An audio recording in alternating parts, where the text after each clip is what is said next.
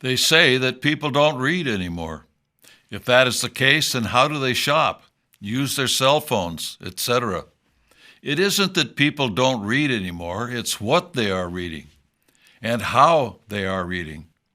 What do we mean by this? Well, part of the evolution of man has been the movement from reading hieroglyphics to letters of an alphabet to communicate.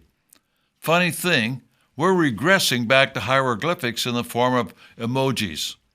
Part of the reason for this is it takes up less space on your phone to convey an idea, but there's another reason as well. People's reading ability is deteriorating. Major cities around the country are reporting that student reading levels are low and they're falling behind. As a result, they cannot learn other things as well. I thought that when you went to school, you learned reading, writing, and arithmetic, the 3 R's. Reading always came first. Otherwise, the rest of our learning was impossible. You have to be able to read to learn just about anything. At our school, Freedom Project Academy, we vet the students coming in from public schools.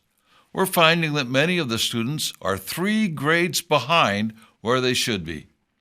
We have to either tutor them to bring them up or set them back to the grade level they test into. This causes a lot of heartache, as you can well imagine.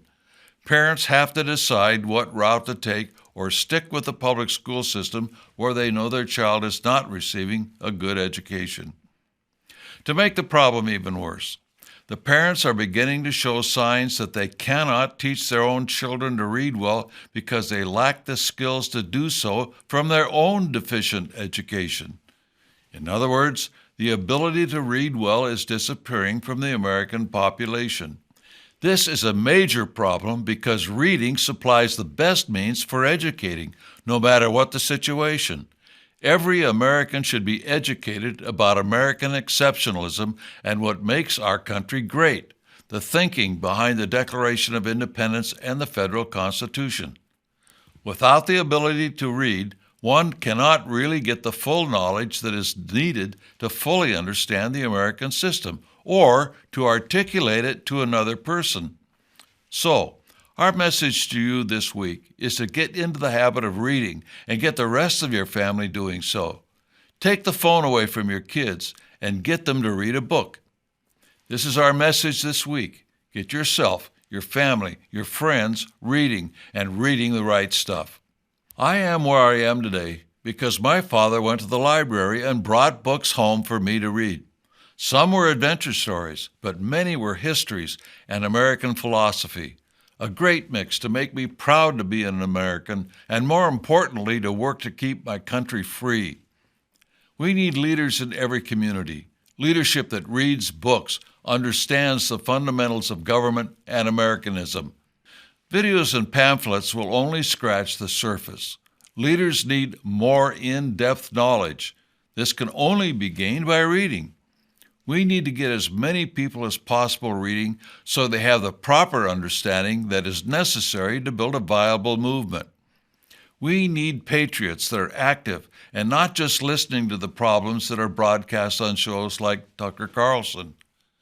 Millions of people are just listening to the problems and not finding the solutions.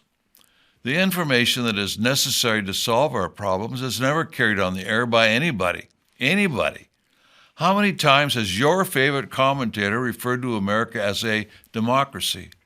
How many times have they talked about an accident in Wuhan? How many times have they talked about political blunders when the evidence screams deliberate planning? How many of these commentators give false solutions such as a constitutional convention or federal aid to local police, etc.? People need to educate themselves, and this begins with reading the right stuff.